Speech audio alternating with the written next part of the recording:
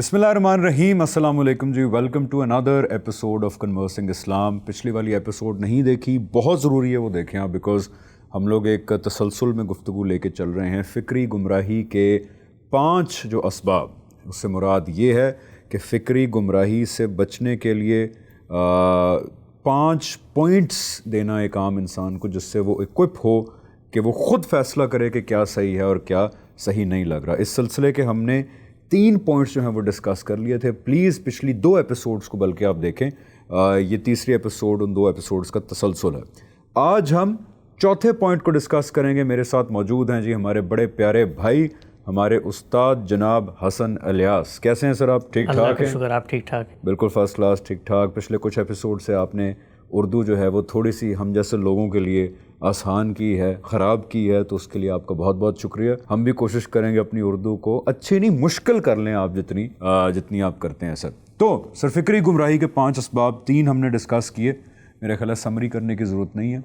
चौथा पॉइंट जो है वो आप आज हमें बताएंगे। ये जो हम गुफ्तगू कर रहे हैं आपस में, आम आदमी को वो सलाहियत, वो कुदरत, वो ताकत फराहम करने की कोशिश कर रहे हैं कि जब उसके सामने मज़हबी फ़िक्र पेश की जाए। हमने इसको बहुत डिटेल में जाना है कि मज़हब बहुत सादा, बहुत खालिस, बहुत प्योर, और जिन ज़राए से दुनिया में पहुंचना चाहिए पहुंच चुका है। नमाज़ों में कोई इख्तलाफ नहीं, हज में कोई इख्तलाफ नहीं, रोज़े में कोई इख्तलाफ नहीं, अल्लाह को मानना है, पैगम्बर को मानना है, आखिरत पर ईमान, ये वो मुहकमात हैं, इनमें कोई इख्तलाफ नहीं। लेकिन जब आप दीन को समझते हैं, आप उसका इज्तिहादी इतलाक़ करते हैं, आप कुरान या सुन्नत के मबाहिस को लोगों में बयान करते हैं, उसका तर्जुमा करते हैं और मज़हब को अपने माशरे, अपने समाज से रिलेट करते हैं, तो इससे एक मज़हबी फ़िक्र वजूद में आती है।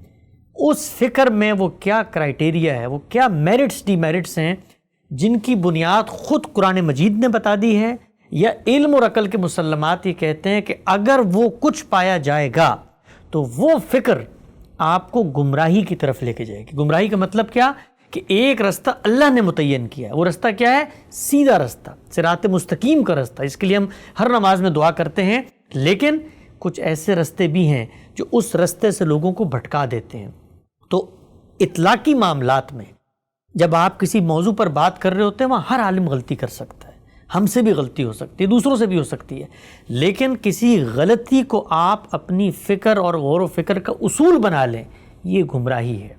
इससे अपने आप को बचाना है। तो 3 नुकात हमने गुफ्तगू में ज़ेर बहस लेकर आए। पहला ये कि मुहकम और मुतशाबे, मुहकमात को मजबूती से पकड़ना है, मुतशाबिहात के दर पे नहीं होना।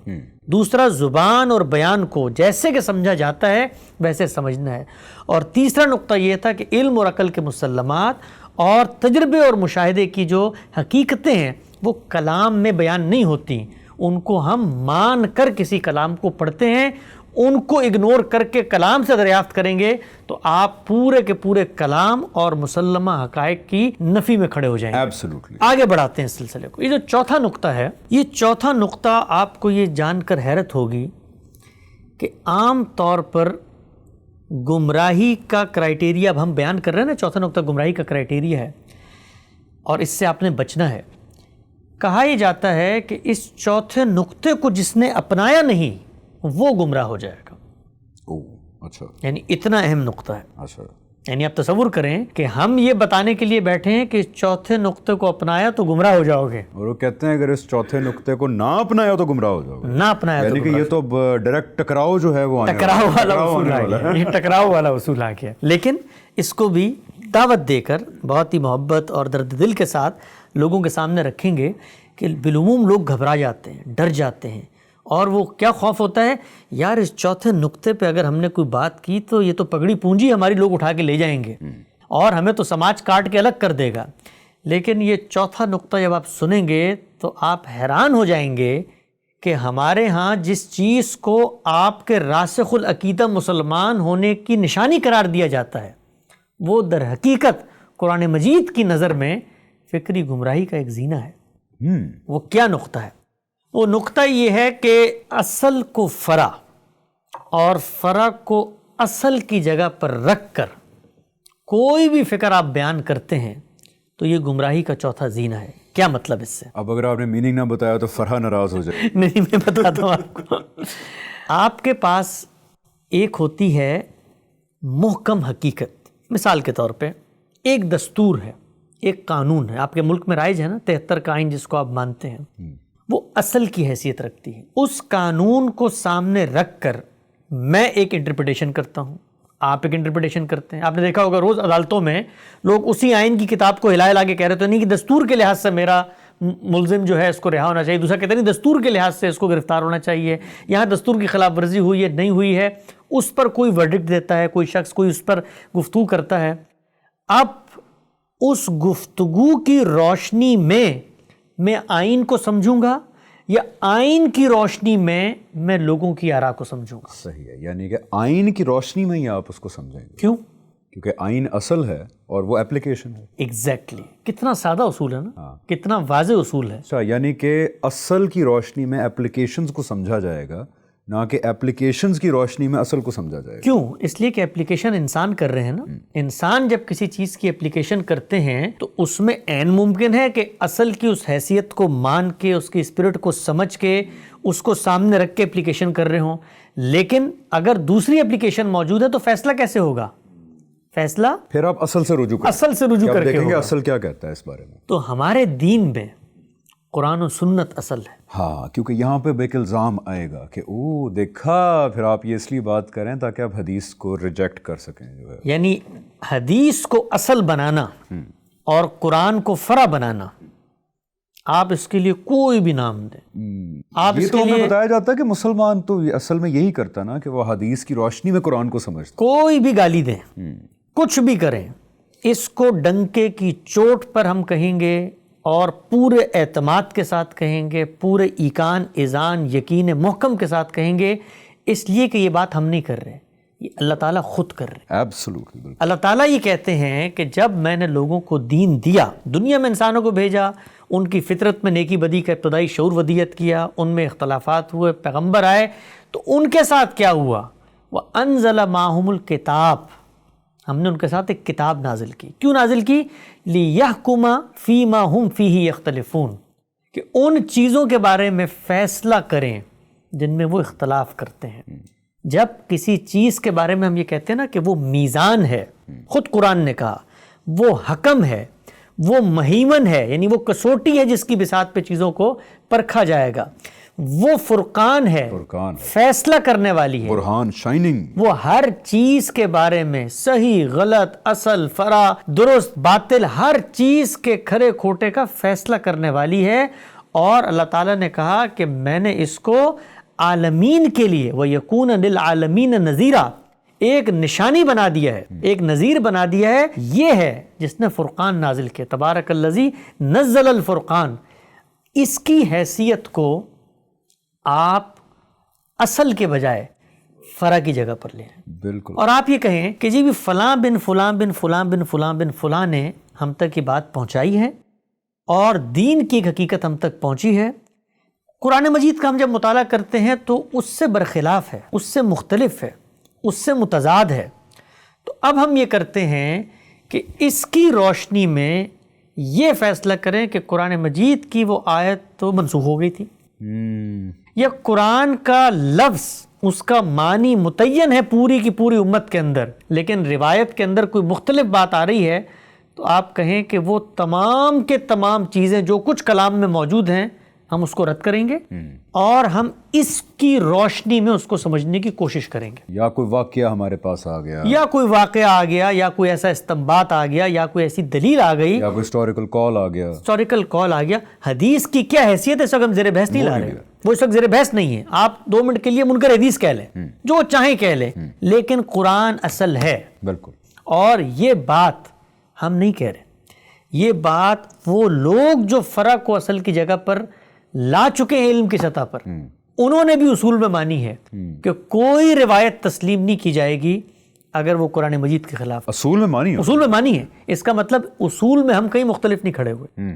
یہ اتنا واضح اتنا محکم اصول ہے کہ اس سے اختلاف کی کوئی گنجائش ہی نہیں ہے. ان سمپل ورڈز کہ اللہ تعالیٰ کی بات اگر مانی جائے تو قرآن کے لینس سے تمام دوسرے لٹریچر کو دیکھا جائے گا، نہ کہ دوسرے لٹریچر کے لینس سے قرآن کو سمجھنے کی کوشش کی جائے. آپ میرے پاس آگے ہیں ایک تاریخی نریشن لے کر، وہ تاریخی نریشن میرے لیے اہمیت کی حامل ہوگی تبھی تو میں اس پہ غور بھی کروں گا نا، اصل سے فرق کا ریلیشن بھی دریافت کروں گا. یہی کام کیا ہے پوری امت کے علماء نے.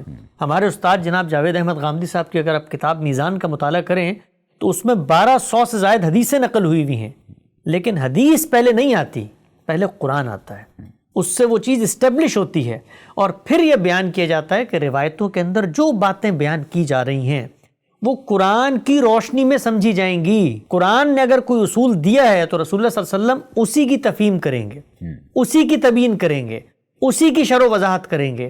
یہ نہیں ہو سکتا کہ آپ یہ کہیں کہ روایت کے اندر اصول بیان ہوا ہے اور اس کی بنیاد پہ ہم قرآن کو معطل کر دیں گے، یہ قرآن کو منسوخ کر دیں گے. ہمارے ہاں علم کی سطح پر جس چیز کو اب اپنا لیا گیا ہے وہ یہی ہے کہ ہم آیت پڑھتے ہیں اور آپ آگے سے روایت سناتے ہیں. روایت کیا ہے، اس کی اہمیت کیا ہے، اس کو الگ سے بیان کریں گے. یہ نقطہ واضح ہونا چاہیے 2 اور 2 4 کی طرح کہ اللہ تعالیٰ کی کتاب اور لوگوں نے جو چیزیں سن کے اپنے فہم کے مطابق آگے پہنچا دی ہیں ان کا موازنہ نہیں ہے. اصل کو فرع کی جگہ پر آپ لے آئیں اور فرع کو اصل کی جگہ پر آپ لے جائیں تو دین کے اندر یہ گمراہی کا سرچشمہ ہے، سرخیل ہے. کیوں؟ کیونکہ بھائی دین تو نام تھا محمد رسول اللہ صلی اللہ علیہ وسلم کا. انہوں نے جو دین مجھے دیا وہ تو ان 2 محکم ذریعوں کے ساتھ دیا، ایک قرآن ایک سنت. یہ جو روایتیں بیان کی جاتی ہیں یہ تو لوگوں نے اپنے انیشیٹو پر آپ سے سنی، آپ کو کوئی کام کرتے ہوئے دیکھا، آپ کی کوئی بات ان تک پہنچی، آگے پہنچا دی. میری آنکھوں کا سرما، میرے سر کا تاج، میرے ماتھے کا جھومر، میرے نبی کی باتیں، ایک ایک چیز کو میں جانوں گا. بہت بڑا خزانہ ہے. دین کے سب سے بڑے عالم نے خود دین پہ عمل کا اسوہ اور نمونہ بنا کر ہمیں دیا. مجھ تک وہ بات پہنچ جاتی ہے، میں اس پر مطمئن ہو جاتا ہوں کہ اللہ کے رسول کی بات ہے تو میں انحراف نہیں کر سکتا. میں انحراف کروں تو گویا میں رسول کی اطاعت سے انحراف کر رہا ہوں. لیکن وہ بات اگر قرآن مجید کے اندر جو کچھ بیان ہوا ہے اس سے متصادم ہو تو میں آگے بڑھ کے کیا کہوں گا؟ میں کہوں گا اللہ کی کتاب غلط نہیں ہو سکتی بھائی. بالکل. یہ لوگوں نے شاید کوئی غلطی کر دی ہوگی، لوگوں نے غلطی کر دی، اللہ کے پیغمبر بھی غلط نہیں ہو سکتے. یہ نہیں ہو سکتا کہ انہوں نے یہ کام کیا ہو. اور ہم نے آگے بڑھ کے نہ صرف یہ کہ مکتب فراہی کے علماء نے اس اصول کو بیان کیا بلکہ اس کی بنیاد پر پورا کا پورا حدیث کا تاریخی ذخیرہ اب تک ہم جو غامدی صاحب نے احکامی روایات پر تو کام کیا، اپنی کتاب میں 1200 سے زائد بیان کی، ہم اس وقت پورے کے پورے ذخیرہ حدیث کا یہی ریلیشن قرآن مجید سے بیان کر رہے ہیں، بتا رہے ہیں کہ اصل کیسے جو فرع میں بات بیان ہوئی ہے آپس میں مطابقت رکھتے ہیں، ان کا باہمی تعلق کیا ہے. اصول موجود تھا، کہیں اطلاق ہے، کہیں اس کی شرح و وضاحت ہے، کہیں اسی کی بنیاد یا اسی کی علت کو آگے فرع کر دیا گیا ہے. تو یہ وہ چیزیں ہیں. اب تک آپ یہ دیکھیے ہم نے 30,000 کے قریب روایتوں پہ کام کی ہے، 30,000 حدیث. غامدی صاحب کو جو حدیث پروجیکٹ ہے one of the biggest حدیث پروجیکٹ، اور اس کے اندر اب تک ایک روایت ہے جس کو ہم نے رد کیا ہے، اور وہ روایت بھی رد اسی بنیاد پہ ہوئی ہے کہ خود علماء کے ہاں اس کی سند کے معاملات کے اندر کوئی بحثیں ہیں، باقی جو کچھ موجود ہے اس کا ہم نے ریلیشن واضح کیا ہے. ہم نے یہ نہیں کہا کہ روایت میں جو بات بیان ہو گئی ہے وہ ایک مستقل بذات سورس ہے، لہٰذا اصل کو وہاں پر رکھو، اگرچہ آپس میں متصادم ہے اب تو میں فرع کو آگے لے کر چلوں گا. ایک مثال دیتا ہوں، اس سے پوری بات سمجھ میں آ جائے گی. آپ ایک روایت پڑھتے ہیں اور پڑھ کر یہ کہتے ہیں کہ رسول اللہ صلی اللہ علیہ وسلم نے فرمایا امرت ان اقاتل الناس حتی یقولوا لا الہ الا اللہ، مجھے حکم دیا گیا ہے کہ میں لوگوں کو قتل کروں یہاں تک کہ وہ کلمہ پڑھ لیں. آپ یہ روایت میرے پاس لے کر آتے ہیں اور یہ کہتے ہیں کہ اللہ کے پیغمبر نے جب ایک بات فرمائی ہے تو اب تو پوری دنیا میں ہم نے قتال کرنا ہے یہاں تک کہ لوگ کلمہ نہ پڑھ لیں. میں آگے سے بڑھ کے آپ کو یہ کہتا ہوں کہ یہ جو چیز آپ بیان کر رہے ہیں یہ قانون کی نوعیت کی چیز ہے نا، دین کا ایک مستقل بذات انڈیپینڈنٹ حکم ہے نا. تو آؤ اس حکم کو اصل میں پہلے سمجھتے ہیں کہ وہ کہاں ہے، وہ کیا ہے، وہ کن سے ہے، وہ کب کے لیے ہے. تو جب ہم اصل میں جا کے اس کو سمجھتے ہیں تو معلوم یہ ہوتا ہے کہ بھائی وہ حکم تو رہتی دنیا تک تھا ہی نہیں. وہ حکم تو پیغمبروں کے ساتھ ایک خاص قانون کے تحت تھا، اس کو سامنے رکھ کے رسول اللہ صلی اللہ علیہ وسلم نے یہ بات فرمائی ہے. یہ تو قیامت تک کی کوئی ہدایت ہے ہی نہیں. آپ آگے بڑھ کے کہتے ہیں کہ اصل تو جو بھی ہو بھائی، اصل سے اگر تم یہ سمجھو نا اور بالکل واضح لکھا ہوا ہے نا تو ہم اس کو منسوخ مان لیں گے. ہم یہ کہیں گے کہ یہ جو اصل کے اندر الفاظ کے تم نے معنی کیے نا کہ وما کننا معذبین حتی نبعث رسولا، اور اللہ تعالیٰ رسولوں کے ساتھ فیصلہ کرتے ہیں وَلِكُلِّ أُمَّةٍ رَسُولٌ فَإِذَا جَاءَ رَسُولٌ قُضِيَ بَيْنَهُم بِالْقِسْطِ، اور یہ يُعَذِّبُهُمُ اللَّهُ بِأَيْدِيكُمْ، اور یہ کہ بھائی إِمَّا نُرِيَنَّكَ بَعْضَ الَّذِي نَعِدُهُمْ أَوْ نَتَوَفِّيَنَّكَ، یا یہ کہ کفارکم خیر من اولئکم ام لکم براتٌ فی الزبر. یہ جتنی آیتیں تم پڑھ کے سناتے ہو نا اس کا معنی ہو سکتا ہے تم نے نہ سمجھا ہو. یعنی آپ مجھے یہ کہتے ہیں کہ غالب کے ایک شعر کی میں شرح کرنے جا رہا ہوں اور شعر کی اس شرح سے مطابقت کی کوئی ضرورت نہیں ہے. یعنی یہ تو میں عام زندگی میں برداشت نہیں کرتا، یہ اب اللہ کی کتاب کے ساتھ کرنے کے لیے ہمیں آمادہ کرنا چاہتے ہیں. اور اس کے لیے جو خوف کی فضا پیدا کی جاتی ہے لوگوں کو متنفر کرنے کے لیے، متوحش کرنے کے لیے کہ یہ تو رسول کی اس حیثیت کا انکار کر رہے ہیں. بھائی رسول کی اس حیثیت کو مان رہے ہیں کیونکہ اس نے ان چیزوں کو دین قرار دیا ہے. ان کو اصل کو فرع کی جگہ پر لے آنا یہ رسول کی حیثیت کا انکار ہے، کیونکہ وہ فرع اللہ کے پیغمبر نے نہیں دی مجھے، وہ لوگوں نے مجھ تک پہنچائی ہے. تو دین کے معاملے میں جو چوتھا اصول ہے، جب آپ کسی بھی فکر کو سنیں، ایک عام آدمی کو میں کہتا ہوں اس کے سامنے ایک مولوی صاحب ایک حدیث پڑھتے ہیں، کوئی قصہ سناتے ہیں، کوئی صحابہ کا اثر سناتے ہیں، کوئی واقعہ سناتے ہیں، یہ ضرور ہوگا کہ میں آگے بڑھ کے کہوں گا کہ بھائی پھر یہ اصل واقعہ کیا تھا، پھر یہ کیا ہوا. لیکن اصل سے اس کا ریلیشن سمجھ میں نہیں آ رہا تو میں اس کی تعویل کروں گا، اس کے بارے میں گفتگو کروں گا، نہ کہ میں آگے بڑھ کے کہوں گا کہ جی اصل کیا ہے، جی اصل تو سمجھ میں نہیں آتا، اصل تو تھا عام لوگوں کے لیے، اصل تو تھا تھوڑے سے لوگوں کے لیے، اس کے بعد اس کی شرح بھی ہو گئی، وضاحت بھی ہو گئی، اصل چیزیں تو دین یہاں بیان ہوا ہے، اصل میں تو نماز کا ذکر بھی نہیں ہے. میں پتہ اس کے بعد کیا کرتا ہوں، میں اس کے بعد کیا کرتا ہوں، میں اس کے بعد یہ کرتا ہوں کہ اس اصل کو اس جگہ پر لے آتا ہوں کہ جس کے بعد وہ اصل رہتا ہی نہیں ہے. مثلا آپ مجھے یہ کہتے ہیں کہ بھائی یہ روایت میں بیان ہوا ہے، تو میں کہتا ہوں بھی غور کرو، ہو سکتا ہے راویوں کا تصرف ہو سکتا ہے اپنی زبان میں کوئی بات بیان کر دی ہو سکتا ہے خطا نسیان صاحب ہو گیا ہو، آخر آدھا ذخیرہ حدیث کو ضعیف قرار دیا گیا ہے نا. اور آپ آگے سے کہتے ہیں اچھا تم یہ کہہ رہے ہو کہ یہ حدیث کو چند لوگوں نے نقل کی تھی، تو یہاں تو پھر چند لوگ ہیں، تمہارے قرآن میں تو چند لوگ بھی نہیں ہیں، وہاں کی تو سند بھی نہیں ملتی. تو آپ اصل میں کیا کرتے ہیں، فرع کو محکم بنانے کے لیے اصل کو زمین پہ لا کے گرا دیتے. اور وہ اصل ہے کیا؟ اللہ تعالیٰ کا کلام، اللہ کا فرمان ہے. اللہ نے قرآن میں کہا نہیں کہ قیامت کے دن یہ قرآن گواہی دے گا ان لوگوں کے خلاف، رسول اکرم صلی اللہ علیہ وسلم کہیں گے کہ یا اللہ انہوں نے قرآن کو چھوڑ دیا تھا، قرآن کے اندر نہیں.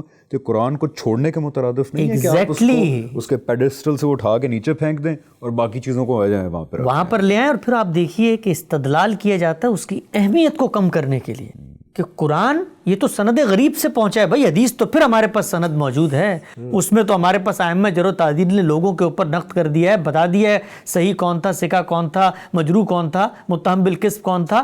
تمہارے پاس قرآن کی سند کیا ہے؟ تم ہم سے کہتے ہو کہ فرق ہو تو مسئلہ نہ بناؤ، تمہارے پاس تو اصل کی کوئی سند نہیں ہے. تو ہم پھر یہ کرتے ہیں. یہ اتنی بڑی گمراہی ہے کہ اس کی بنیاد پہ پھر کیا ہوتا ہے، واقعات کبھی بھی پورا پرسپیکٹو بیان نہیں کرتے. یہ جتنے واقعات ہوتے ہیں اطلاقی ہوتے ہیں، اپلائیڈ ہوتے ہیں، کسی سچویشن میں کسی نے کوئی کام کیا ہوتا ہے. ہمیشہ قانون اس کے اصل مبلغ، اصل سورس میں جا کے سمجھا جاتا ہے. تو فکری گمراہی کا چوتھا زینہ یہ ہے کہ آپ اصل کو فرع اور فرع کو اصل کی جگہ پر لا کر رکھ دیں. اس سے پورے دین کے تار و پود بکھر جاتے ہیں. Absolutely very important point. اور بدقسمتی سے یہ بھی ہمیں پتہ ہے کہ اس کے جواب میں کیا باتیں آئیں گی. یہی باتیں آئیں گی، دیکھیں جی یہ حدیث کا انکار کرتے ہیں یہ لوگ، حالانکہ حدیث کا انکار بالکل بھی نہیں ہے. یہ آپ کے سامنے بھی پوائنٹ آف ویو آیا. حدیث کو بس اس کی جگہ پہ رکھنا، I think this is something that we are doing, جس کو کہ ریفیوٹ کرنے کے لیے ایک ہی بات ہی حدیث کا انکار کر دیا. یا دوسری بات یہ آتی ہے کہ جی دیکھیں قرآن میں، اچھا جی قرآن میں ساری ہدایت کا حیرت کی بات ہے کہ جب مسلمان ہی کہتے ہیں جی قرآن میں تو پوری ہدایت ہے ہی نہیں. آپ بتائیں روزے کا طریقہ کہاں لکھا ہوا، آپ بتائیں نماز کا طریقہ. مطلب مسلمان جب اس بات پہ انسسٹ کرتے ہیں ہمارے ہاں کہ جی قرآن میں پوری ہدایت ہے ہی نہیں، بھائی آپ تو آپ صلی اللہ علیہ وسلم کے دین کا جو آپ صلی اللہ علیہ وسلم نے خود یہ مقدمہ پیش کیا، اس پورے مقدمے کی آپ نفی کر رہے ہیں کہ قرآن میں پوری ہدایت ہے نہیں. قرآن کو اگر آپ یہ سمجھتے ہیں کہ وہ ہدایت کو انیشیٹ کر رہا ہے تو خود یہ قرآن کے برخلاف ہے. بھئی یہ قرآن میں جتنی چیزیں ہیں، نماز ہے، روزہ ہے، زکوٰۃ ہے، یہ قانون قرآن سے پہلے جاری ہے، سنت میں جاری ہے، قرآن سے مقدم ہے، یہ تمام انبیاء کے سامنے رہا ہے، نمازیں پڑھتے تھے، روزے رکھتے تھے، حج کرتے تھے۔ حدیث میں بھی نہیں ہے، فقہ کی کتابوں میں ہے، ایگزیکٹلی، وہ تو حدیث میں بھی نہیں کہیں بتایا، یعنی وہاں پر بھی وہ کیوں ہے؟ اس لیے کہ وہ سنت کا ریکارڈ ہے، وہ روایت کے اندر بھی بیان نہیں ہو رہا۔ تو یہ جتنی چیزیں ہیں یہ اصل میں اصل کی اس اہمیت کو کم کرنے کے لیے ہے۔ اور اگر ہم قرآن کے لینس سے جب حدیث کو سمجھتے ہیں تو اس کا صحیح مفہوم تک پہنچ جاتے ہیں۔ آپ یہ دیکھیے کہ ایسی روایات، اس روایت کا میں نے حوالہ دیا کہ امرت ان اقاتل الناس، ایسی روایات کہ خود وہ لوگ جو حدیث کو اصل مانتے ہیں سر پکڑ کے بیٹھ گئے کہ اب اس کا کریں کیا، سمجھ میں نہیں آتی، اور جب سمجھ میں نہیں آتی تو آخر میں اس کو متشابہات کہہ کے ایک دائرے میں رکھ کے ہم نے وہ روایتیں سمجھا دی، وہ باتیں بتا دی۔ اس کے نتیجے میں ہوا کیا؟ جتنی بڑی خدمت تاریخ انسانی میں مدرسہ فراہی نے روایت کی ہے، حدیث کی ہے، لوگ سوچ بھی نہیں سکتے۔ ہم نے حدیث کو صحیح جگہ پلیس کر کے اصل کے ساتھ اس کے ریلیشن کو واضح کیا، اور جب روایت کے ریلیشن کو واضح کر دیا تو وہ روایت پر اگر میرا اطمینان ہے نا تو وہ میرے لیے دین بن گئی ہے۔ کیوں؟ کیونکہ اس کے اندر کوئی نئی بات بیان ہی نہیں ہو رہی، وہ دین ہی کی حقیقت ہے جو اس کے اندر بیان ہو رہی۔ اور پھر وہی حدیث اتنا ویلیوبل ایک چیز بن جاتی ہے کہ اس دین کو وہ ایکسپلین کر رہا ہے، اس کی وضاحت کر رہا ہے، وہی ذخیرہ جو ہے۔ اور اس میں دیکھیں میننگ ایک تو ہے نا کہ حدیث کے بارے میں، واقعات کے بارے میں بھی جب آپ ہسٹوریکل واقعات کو بھی قرآن کے لینس سے سمجھتے ہیں تو it all make sense. For example Quran میں ہے لائک رہا فی الدین، کہ دین میں کوئی کمپلشن نہیں ہے، لیکن دوسری سائڈ پہ ہم دیکھتے ہیں کہ صحابہ سرزمین عرب، آپ صلی اللہ علیہ وسلم اور صحابہ سرزمین عرب کے اندر بھی جنگ کر رہے ہیں دین کے اوپر، یعنی دین کے لیے۔ پھر آپ سرزمین عرب سے باہر نکل کے جنگ کر رہے ہیں۔ ہمیں پڑھایا گیا اسلامیات میں کہ جی اگر مسلمان ریاست ہو، خلافت ہو، تو وہ تلوار نکالے گی، غیر مسلموں کے پاس جائے گی، ان کو دین کی دعوت دے گی، کہے گی آپ دین ایکسیپٹ کریں، کچھ عرصہ دے گی، نہیں تو پھر حملہ کر کے ان کو اپنے اندر دھمی بنا کے رکھے گی۔ لیکن قرآن کہہ رہا ہے لائک رہا فی الدین، دیر از نو کمپلشن ان ریلیجن۔ تو جب آپ ایسے کریں گے تو ایک اتنی بڑی کانٹرڈکشن سامنے آتی ہے کہ میرے جیسا آدمی پھر ذرا کہتا ہے کہ یار ان کو تو خود ہی سمجھ نہیں آ رہی کہ کیا کرنا ہے اور کیا نہیں کرنا۔ لیکن جب آپ قرآن کو اس کے لینس کے اس کی جگہ پہ رکھ کے ان واقعات کو دیکھتے ہیں، اٹ آل میک سینس کہ اللہ تعالیٰ کی عدالت کا ظہور ہو رہا ہے رسول کے تھرو، اس لیے عرب میں یہ واقعات ہو رہے ہیں۔ آپ صلی اللہ علیہ وسلم کے ایڈریسیز جو ہے وہ بیزنٹینین ایمپائر ہے، ایجپشین ایمپائر ہے، پرشین ایمپائر ہے، ان کے کنگز نے لیٹر پھاڑے، ان کی جو کنگڈمز ہیں ان کی ذاتی ملکیت ہوتی تھی، اس کے نتیجے میں رسول کا انکار کرنے کے نتیجے میں ان کی کنگڈمز بھی اس لا کا شکار ہو گئیں جو اللہ تعالیٰ کا رسولوں کے ساتھ اسپیسیفک ہے، اس لیے صحابہ نے یہ کام کیا وہاں پہ۔ تو جب قرآن کے لینس سے آپ دیکھتے ہیں تو ایون واقعات میک ایبسولوٹ سینس کہ اب تلوار اٹھا کے میرا آپ کا فرض نہیں ہے کہ دین کے نام پہ لوگوں کو مسلمان کرنا شروع کر دیں۔ ویری امپورٹنٹ پوائنٹ، کیونکہ اس پوائنٹ کے ساتھ سر مجھے یہ لگتا ہے، اس کے بعد ہم اگلے پوائنٹ کی طرف جاتے ہیں کہ ہماری ابدی فلاح اٹیچڈ ہے۔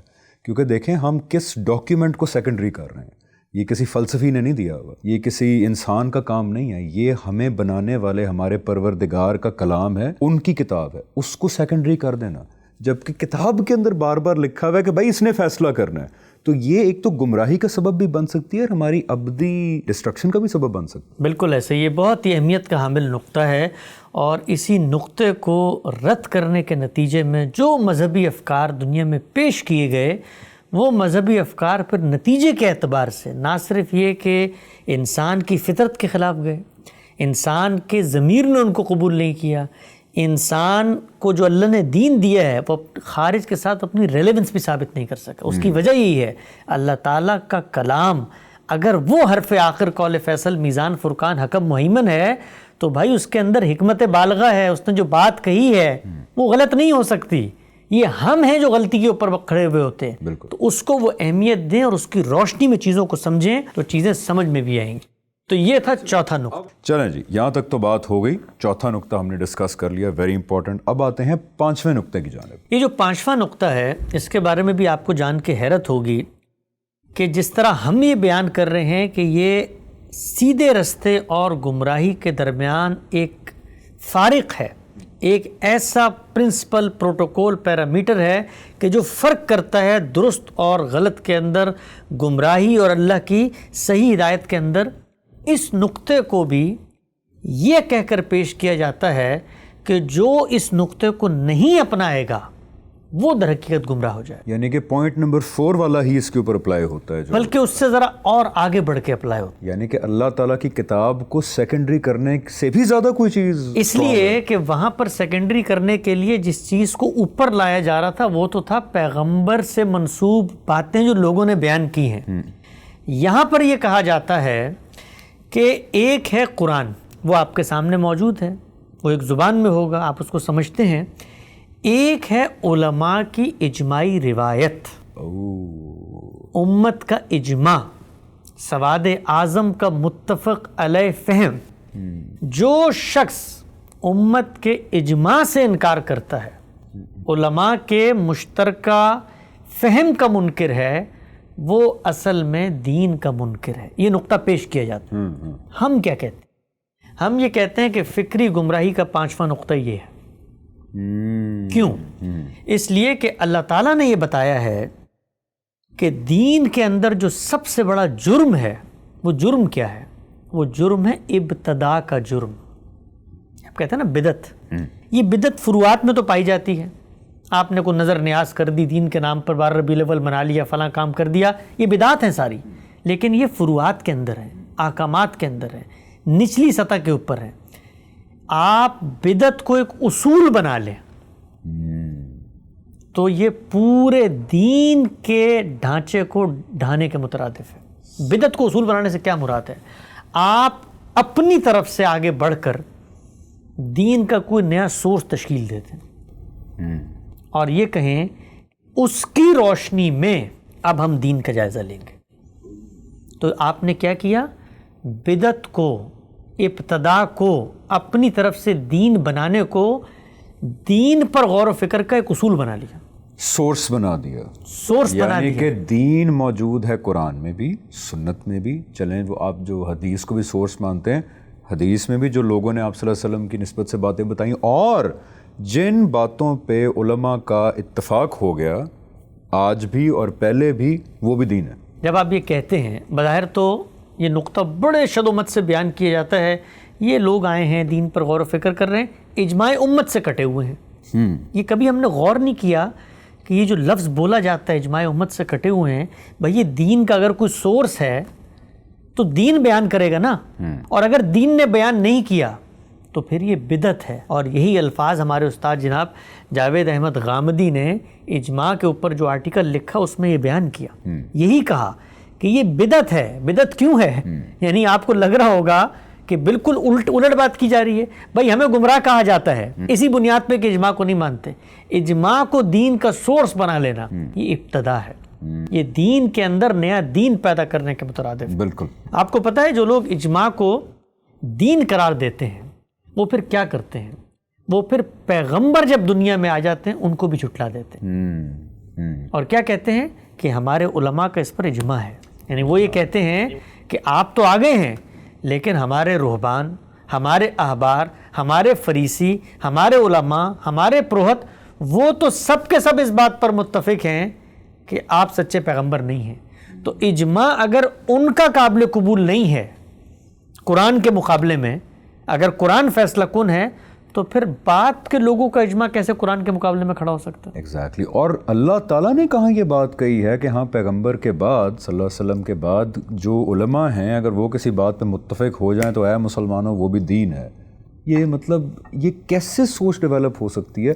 ٹھیک ہے, مطلب مصلحت کے تحت آپ یہ بات مان سکتے ہیں کہ جی چلو لوگوں میں ایک یونٹی برقرار رکھنے کے لیے, فکر کی ایک کوہیرنس برقرار رکھنے کے لیے یار کہ زیادہ تر میجورٹی کو ہم تھوڑی سی وہ دے دیں, پاور دے دیں کہ یار میجورٹی کی اوپینین کو وقت دینی چاہیے. لیکن اس کو دین بنا دینا کہ اب جو میجورٹی کے اوپینینس کو نہیں مانتا اس کو کہتا ہے اس میں یہ غلطی ہے, وہ دین سے ہی جو ہے وہ ڈس ایگری کر رہا ہے. تو جب اس ابتدا کو اپنا لیا گیا تو پھر اس کے بعد دین سے اس کے دلائل بھی ڈھونڈے گئے, اور جو دلائل ڈھونڈے گئے اگر آپ ان کو پڑھیں, آپ کیا پڑھیں, کسی بچے کو پڑھا دیں تو وہ بھی پکار اٹھے گا کہ بھئی دین کا ایک مستقل بذات سورس بیان کر رہے ہو قرآن کے مقابلے میں اور سنت کے مقابلے میں. اور دلائل کیا ہیں؟ دلائل یہ کہ رسول اللہ صلی اللہ علیہ وسلم نے ایک روایت میں فرمایا کہ ید اللہ علی الجماع, اللہ تعالیٰ کی نصرت اور تائید جو ہے وہ جماعت کو حاصل ہوگی, اور فرمایا کہ لن تجتمع امتی علی الضلالہ، اللہ تعالیٰ امت کو کبھی ضلالت پہ جمع نہیں کرے گا، چونکہ جمع ہو گئے ہیں تو اب یہ گمراہ نہیں ہو سکتے، لہٰذا ان کا فہم، ان کا کہنا، ان کا ماننا یہ بالکل ایسے ہی ہے جیسے قرآن مجید کی کسی بات کو ماننا۔ تو اب جب یہ دلائل بیان کی جاتے ہیں، اس طرح قرآن مجید کی ایک آیت پڑھ کے سنائی جاتی ہے سورہ نساء کی کہ وہ لوگ جنہوں نے اللہ اور اس کے رسول کی مخالفت کی تو گویا وہ تو جہنم میں جائیں گے۔ تو ان تمام چیزوں کے بارے میں ہم نے پھر آگے بڑھ کے یہ بتایا کہ یہ جو ابتدا کے لیے آپ نے دلائل پیش کیے ہیں یہ بالکل حقیقت سے ہٹے ہوئے ہیں۔ وہ جو روایت بیان کی جاتی ہے کہ اللہ کی نصرت، اللہ کی تائید جماعت کو حاصل ہوتی ہے، وہاں پر جماعت سے مراد لوگوں کی جماعت ہے ہی نہیں، لوگوں کا اجتماع ہے ہی نہیں، وہاں تو نظم اجتماعی کے بارے میں کہا جا رہا ہے، جس کو دوسری جگہ سلطان سے تعبیر کیا، اس لیے کہ نیوسنس نہیں پیدا کر سکتے۔ جب ایک نظم میں رہتے ہیں تو اطاعت اور فرما برداری کرنی ہے۔ دوسری جگہ پر جب یہ کہا گیا کہ لن تجتمع امتی علی الضلالہ، تو اس میں مراد کیا ہے کہنے کی؟ مراد یہ ہے کہ پوری کی پوری امت اس اصل دین کو بگاڑ کے ضلالت پہ جمع نہیں ہو سکتی۔ اصل دین کو پیش کرنے والے ہر دور میں کہ کچھ نہ کچھ لوگ ضرور ہوں گے، چاہے کم ہوں وہ ضرور توجہ دلاتے رہیں گے۔ اور ہم کب یہ کہتے ہیں کہ اگر پوری امت کوئی نقطہ نظر بیان کر رہی ہے تو وہ ضلالت پہ ہے؟ بھائی یہ اس روایت میں کہاں بیان ہوا ہے کہ وہ غلطی نہیں کر سکتے؟ اور وہ جو قرآن کی آیت ہے خود مفسرین کی روایات میں اس کو نکال کے پڑھ لیں، منافقین کا ذکر ہے، آگے بتایا گیا ہے یہ باز نہ ہے تو عبرتناک طریقے سے قتل کر دیے جائیں گے۔ تو یہ پھر دلائل جمع کرتا ہے انسان، جب کوئی چیز پیدا کرتا ہے تو اس کے لیے اس طرح کے دلائل جمع کیے جاتے ہیں۔ تو فکری گمراہی کا پانچواں زینہ وہ انسانوں کو وہ مقام دے دینا ہے جو پیغمبر کا مقام تھا۔ پیغمبر دین بتاتا تھا تو انحراف نہیں ہو سکتا تھا۔ آپ آگے بڑھ کے کہتے ہیں علماء جو دین کی انڈرسٹینڈنگ بیان کرتے ہیں اس سے انحراف نہیں ہو سکتا۔ بالکل، یہ اور یہاں پہ یہ بھی ہمیں توجہ حاصل کرنی چاہیے کہ یہ تو بہت بڑی وہ غلطی نہیں ہے جو بنی اسرائیل بھی کر رہے تھے جب اللہ تعالیٰ کا فائنل عذاب ان پہ برسا، ون آف دا فائنل عذاب، جب حضرت عیسیٰ آئے جو بنی اسرائیل کی طرف آخری پیغمبر تھے، تو ان کے بھی تو بڑے جرائم میں سے ایک یہ جرم تھا کہ انہوں نے اپنے فریسیوں کو جو ان کے بڑے علماء تھے ان کو وہ مقام دے دیا تھا کہ بھائی یہ اگر مل کے کسی چیز پہ متفق ہو جائیں تو اس کے خلاف کوئی بات نہیں سن سکتے، ہم حتیٰ کہ سولیاں چڑھا دیں گے۔ آپ کو پتہ ہے کہ جب یہ اصول بیان کیا جاتا ہے ہمارے ہاں کہ اجماع امت کے خلاف کوئی بات قبول نہیں کی جائے گی، تو یہاں تک کہا جاتا ہے کہ سورج سے زیادہ روشن دلیلیں بھی اگر قرآن و سنت سے آ جائیں نا تو ہم اجماع امت کے خلاف نہیں جائیں گے، یہ کہا جاتا ہے۔ تو اس سے آپ سمجھ سکتے ہیں کہ وہ کیا صورتحال تھی کہ جب سیدنا مسیح آئے تو لوگ ان کے قتل پر آمادہ ہو گئے اور انہوں نے کہا کہ ہم اس کو نہیں مانیں گے۔ یہ بیان کیا جاتا ہے کہ قرآن اور سنت کے جو دلائل ہیں یہ آپ اس کو مبالغہ نہ سمجھیں، یہ بڑے بڑے علماء نے لکھا ہے، اس کو بیان کیا جاتا ہے۔ یہ بڑی پینفل بات ہے، یہ بڑی پینفل بات ہے۔ اگین میں یہ بات ہائی لائٹ کرنا چاہتا ہوں کہ دیکھیں اگر تو اسپرٹ یہ ہو کہ یار دیکھیں میجورٹی آف دا اسکالرز کسی بات پہ متفق ہو گئے، اس کی بہرحال ایک ویلیو ہوتی ہے، اس کو چیلنج کرنے کے لیے آپ کو بھی بہت بڑے دلائل لانے پڑیں گے، ہم آپ کی بات سنیں گے لیکن پھر بڑے کنونسنگ دلائل ہونے پڑیں گے۔ یہ رویہ ہر فارم آف نالج میں ہوتا ہے، جیسے سائنس ہے، سائنس میں بھی دیکھیں کسی حقیقت پہ اگر بہت سارے سائنٹسٹ کا اتفاق ہو جائے تو کوئی انسان جب اس تھیوری کو چیلنج کرتا ہے تو انیشلی اس کو بڑی اسکیپٹسزم سے دیکھا جاتا ہے بات سنتے وقت بھی اس کا۔ یہ ایک اچھی اسپرٹ ہے کہ یار یونٹی برقرار رہے، چلیں کوہیرنس برقرار رہے، لیکن اس چیز کو دین بنا دینا مطلب یہ تو پھر اللہ تعالیٰ کا کوڑا برسے گا نا امت کے اوپر کہ اس چیز کو قرار دے دینا کہ جو اس بات پہ زیادہ سائنٹسٹ ایگری اپون ہو گئے وہ سائنس ہے۔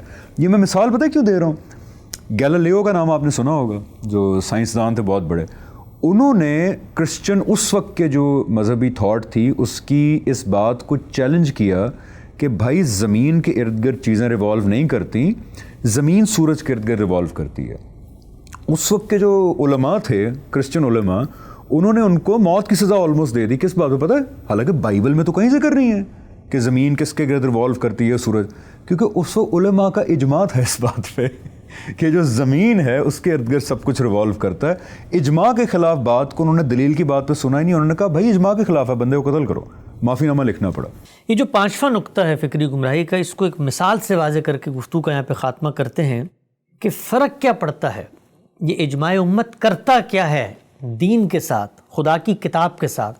اس کو سمجھنے کی جو کلاسیکل مثال ہے وہ قرآن مجید کے اندر جو وراثت کے احکام بیان ہوئے ہیں ان کا ہے. میں نے ایک کوشش کی ہے چھوٹی سی, کیونکہ یہ رشتے تناسب کمپلیکیٹڈ ہوتے ہیں, ہر آدمی فوراً سے سمجھ نہیں پاتا, اس کو اینیمیشن کی صورت میں لوگوں کے سامنے بتایا ہے کہ قرآن مجید میں حصے بیان ہوئے ہیں. یعنی کوئی شخص مرتا ہے تو اگر وہ شوہر ہے تو اس کی کوئی بیوی ہوگی پیچھے, اس کو کچھ حصہ دیا جائے گا, اس کے کچھ بچے ہوں گے ان کو کچھ حصہ دیا جائے گا, اس کی کچھ بچیاں ہوں گی ان کو حصہ دیا جائے گا, اس کے کچھ ماں باپ ہوں گے ان کو حصہ دیا جائے گا. قرآن میں جو حصے بیان ہوئے ہیں وہ ہم بتا سکتے ہیں کہ وہ حصے کیا ہیں, وہ کیسے تقسیم ہوں گے, اور ان کی تقسیم ایک 3 سال کا بچہ بھی کر سکتا ہے. لیکن آپ کو یہ بات جان کے حیرت ہوگی, اور اس کو مبالغہ مت سمجھیے گا, یہ حقیقت ہے کہ آج تک 1400 سال میں قرآن مجید کے جو حصے تقسیم کیے جا رہے ہیں یہ کہہ کر تقسیم کیے جاتے ہیں کہ قرآن نے جو حصے بیان کیے ہیں وہ تقسیم نہیں ہو سکتے. ایک منٹ مثال دیتا ہوں میں آپ کو. 1 منٹ کہ قرآن میں جو حصے بتائے گئے ہیں یہ مانی ہوئی بات ہے, اجماع امت ہے کہ قرآن کے بتائے ہوئے اصولوں پہ پوری تقسیم ہو ہی نہیں سکتی. اب ہم یہ بتاتے ہیں کہ چونکہ ہمارا اس پر اجماع ہے کہ ہم نے جو حصے سمجھے ہیں قرآن سے وہی درست حصے تھے, اور قرآن کے بتائے ہوئے حصے تقسیم نہیں ہو سکتے, تو اس کو میں نے پورے کے پورے علم کی ہسٹری میں جا کر ان ویڈیوز میں بیان کیا ہے. اور یہ بیان کیا ہے کہ اتنے سادہ اصول ہیں قرآن مجید کے, لیکن پوری کی پوری امت کا یہ اجماع ہے کہ قرآن کے حصے تقسیم نہیں ہو سکتے. لہٰذا ہم آگے بڑھ کر یہ کہتے ہیں کہ ہم ایک فارمولہ پیش کر دیتے ہیں جس میں سب کے حصے کم کر دیے جائیں, اور قرآن کے بتائے ہوئے حصوں پر عمل نہیں ہو سکتا. ہم ایک فارمولہ دیتے ہیں, آپ کو یہ مذاق لگے گا, پوری امت میں اس کی بنیاد پر تقسیم وراثت کی جاتی ہے, اور کہا جاتا ہے آل بھی شامل ہے, آل کا پورا طریقہ بیان کیا جاتا ہے. اس پوری کی پوری مثال کو میں نے ان ویڈیوز میں بیان کیا, اس کا لنک ڈسکرپشن میں آ جائے گا, لوگ دیکھ بھی سکتے ہیں. اس سے بہت امپورٹنٹ ہے وہ, دیکھیے بڑے آسان الفاظ میں حسن بھائی نے اس سے اندازہ ہوگا آپ کو کہ جب آپ دین میں کسی چیز کو ابتدا کے طور پر, بدعت کے طور پر, اصولی طور پہ اپنا لیتے ہیں تو پھر اس کے عملی اطلاقات میں ہوتا کیا ہے, پورے کے پورے دین کی تصویر بگڑ جاتی ہے. تو گفتگو کا خاتمہ کرتے ہیں, یہ وہ 5 چیزیں ہیں. اگر آپ نے اللہ کی رسی کو مضبوطی سے تھامے رکھنا ہے تو اپنے آپ کو ان 5 گمراہیوں سے دور رکھنا ہے. بالکل صحیح جی. اور 5ویں پوائنٹ کا کنکلوژن یہ ہے کہ اگلی دفعہ آپ کوئی بات کریں اور اگلا بندہ کہے جی اجماع امت کے خلاف ہے, تو آپ کہیں کہ جی بے شک ہوگا اجماع امت کے خلاف, مجھے دلیل کے ذریعے بتائی جائے کہ یہ بات صحیح کیوں ہے اور غلط کیوں ہے. یہ کوئی دلیل نہیں ہے کہ یہ بیکاز اجماع امت کے خلاف ہے اس لیے یہ بات غلط ہے. تو آئی ہوپ کہ اس ایپیسوڈ میں اور پچھلی 2 ایپیسوڈز میں, یعنی کل 3 ایپیسوڈز ہم نے ڈیڈیکیٹ کی اس چیز کو ایکسپلین کرنے میں کہ وہ 5 کون سے پوائنٹس ہیں جو ایک عام انسان اگر ان کو جان لے صحیح طرح تو وہ خود فیصلہ کر سکتا ہے کہ کیا صحیح ہے اور کیا غلط ہے. بہت بہت شکریہ حسن بھائی. See you in the next and final episode انشاءاللہ. السلام علیکم ورحمۃ اللہ وبرکاتہ.